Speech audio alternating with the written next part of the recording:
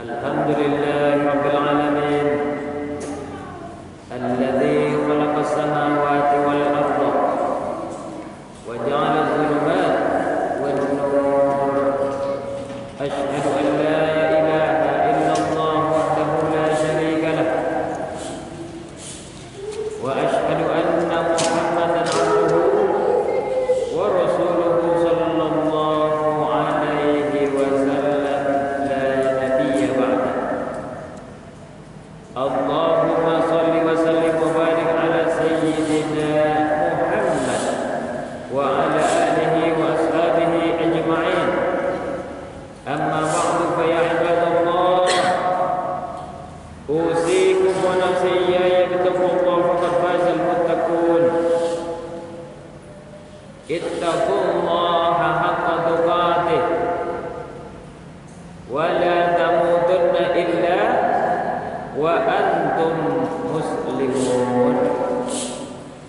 Faqala Allah Ta'ala fil Qur'anil Karim, a'udzu billahi minasy syaithanir rajim, wa basyiril ladzina amanu wa 'amilus shalihati anna lahum jannatin tajri min tahtihal anhar kullama ruziqu minha min thamaratir rizqan qalu hadha alladhi ruzaqna min qablu wa utu bihi mutasyabiha wa lahum fiha azwajun mutahharatun wa hum fiha khalidun.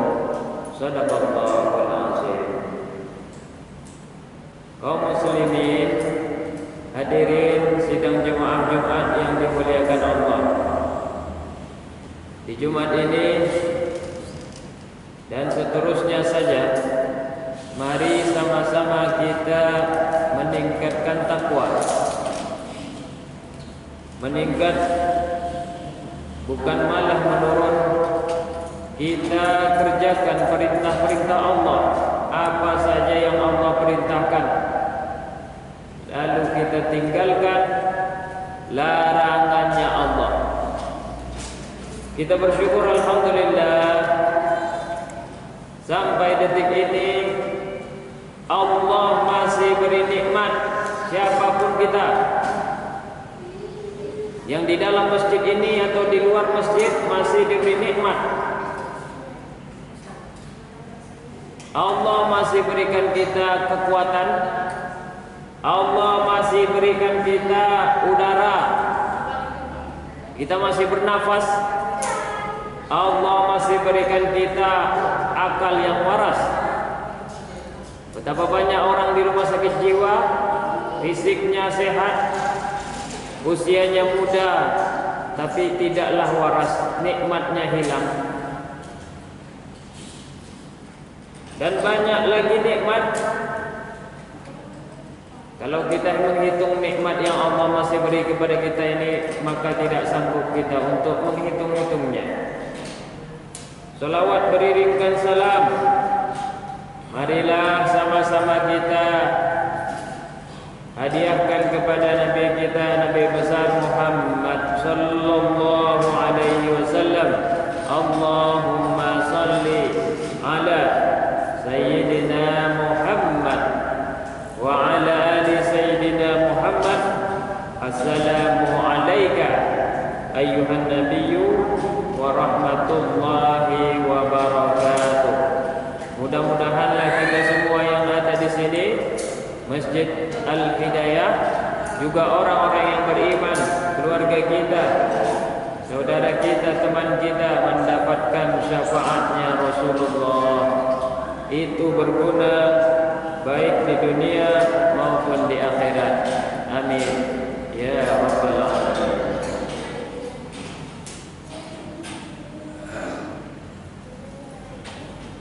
Allah memerintahkan kita manusia ini untuk tinggal di bumi dan melakukan apa saja aktivitas yang ada. Selagi aktivitas itu tidaklah keluar dari jalur yang benar, selagi itu tidak memudaratkan atau merugikan makhluk lain, terutama tidak merugikan diri kita dan lingkungan sekitar kita. Maka ada sisi rohani manusia, yaitu roh, dan ada sisi jasmani manusia, yaitu badan kita atau fisik kita ini. Dua-duanya harus diberikan santapan, dua-duanya harus diisi. Bukan hanya jasmani saja yang disibukkan, tapi juga rohani. Untuk itu maka kita perlu berbuat, atau namanya kerja. Penggunaan pikiran kita selama ini, kita tentu berpikir untuk beberapa hal, baik belanja, mengatur keuangan, beribadah, ketentraman, keamanan. Penggunaan daya akal untuk berpikir itu akan menghasilkan pengalaman kita. Tahu kita ini tidak baik, ini rugi, ini salah. Itu hasil daripada pikiran. Sedangkan penggunaan daya nafsu kita itu akan melahirkan keinginan, dan penggunaan perasaan atau hati kita itu akan mendatangkan atau melahirkan sebuah kenikmatan atau keindahan. Makanya biasanya perasaan itulah yang membawa kita kepada nikmat-nikmat atau keindahan. Walaupun kadang orang lihat, apa gunanya kamu di situ? Apa gunanya kamu kerja itu? Kita merasa nikmat dengan itu. Maka secara totalitas penggunaan daya jasmani atau fisik kita ini dan rohani, itulah yang dinamakan dengan kerja. Ada beberapa konsep kerja dalam agama, bagaimana sabda Rasulullah sallallahu alaihi wasallam, yang mana Allah tidak suka, kita juga tidak suka, orang yang memiliki kemampuan untuk kerja tapi tidak mau dia bekerja untuk memenuhi kebutuhan, dia malah meminta atau mengemis. Sebagaimana sabda Rasulullah sallallahu alaihi wasallam, "Innallaha yuhibbul abdal mukhtarif wa man kadda ala iyalihi kana kal mujahidina fi sabilillahi azza wa jalla." Sesungguhnya Allah, ini berarti kalau Allah sudah sungguh-sungguh yuhibbul, mencintai, suka, al-abdal mukhtarif, hamba yang bekerja keras. Wa man kadda ala iyalihi, siapa yang bersusah payah untuk menghidupi istrinya, anaknya. Susah dia di kantor, susah dia untuk mempromosikan, susah dia untuk berbuat, susah dia untuk menyelesaikan tugasnya, tapi itu tujuannya untuk supaya kebutuhan anak istrinya itu bisa makan, minum, kemudian tempat tinggal ada, walaupun masih hanya nyewa. Itu kana kal mujahidina fi sabilillahi azza wa jalla, sama dengan orang yang berperang di jalannya Allah azza wa jalla. Maka dikatakanlah orang yang berjihad itu sama juga seorang ayah atau seorang ibu yang pergi keluar rumah bekerja untuk anak-anak atau keluarganya. Pada hal yang lain pula Rasulullah bersabda, sesungguhnya malaikat Jibril atau Ruhul Kudus meniupkan ke dalam ronggaku bahwa sesungguhnya seseorang tidak akan meninggal dunia. Sekarang banyak kita lihat orang meninggal dunia. Tapi rupanya tidak akan meninggal dunia orang itu hingga sempurna rezekinya. Ingatlah, kemudian takutlah kepada Allah dan bersungguh-sungguh dalam bekerja. Dan jangan lambatnya rezeki datang kepadamu itu menjadi beban bagimu. Belum lagi misalnya dapat gaji, belum lagi dapat tambahan, belum lagi dapat gaji 13, belum lagi dapat hasil bonus dari usaha kita yang maksimal. Itu jangan menjadi beban bagimu.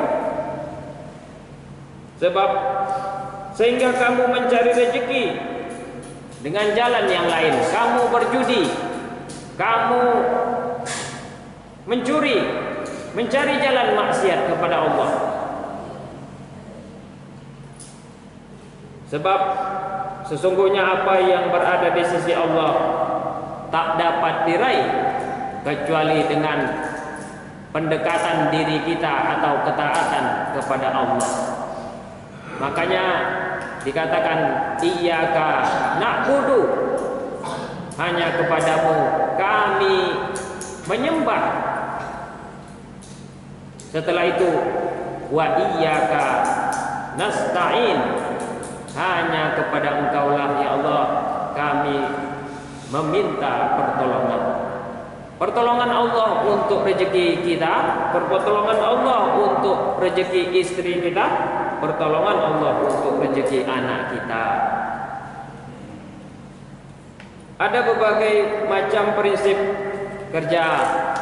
Pertama, bahwa kerja itu dilakukan harus berdasarkan ilmu, sebagaimana dapat difahami dalam firman Allah, A'udzubillahi minasyaitonirrajim, jangan kamu ikut sesuatu yang kamu tidak punya pengetahuan tentangnya. Ini kadang-kadang juga banyak ikut aliran ini, ikut aliran itu. Kita berjuang dengan aliran tersebut, kita juang dengan pemikiran mereka. Rupanya mereka itu tidaklah sesuai dengan ajaran yang diajarkan Rasulullah. Bukti faktanya juga tidak banyak yang sama sesuai dengan apa yang Rasulullah inginkan. Malah memutuskan silaturahmi, malah menjauhi orang dengan berbuat yang lebih baik, sehingga kita berbuat atau bekerja dalam lingkungan yang salah. Maka harus hati-hati memilih pekerjaan, memilih aliran, memilih teman mengaji. Jangan sembarangan, tengok, tanya, teliti, supaya nanti kita tidak menyesal di kemudian harinya. Ini maksudnya harus ada ilmu, pengetahuan, termasuk pekerjaan-pekerjaan apapun. Mekanik harus ada ilmu mekanik, marketing harus ada punya ilmu marketing, seni menggambar harus ada punya ilmu seni menggambar, tukang juga harus punya ilmu tukang, dan lain sebagainya. Yang kedua, bekerja dilakukan berdasarkan keahlian atau skill. Apabila suatu urusan diserahkan kepada yang bukan ahlinya, maka tunggulah kehancuran.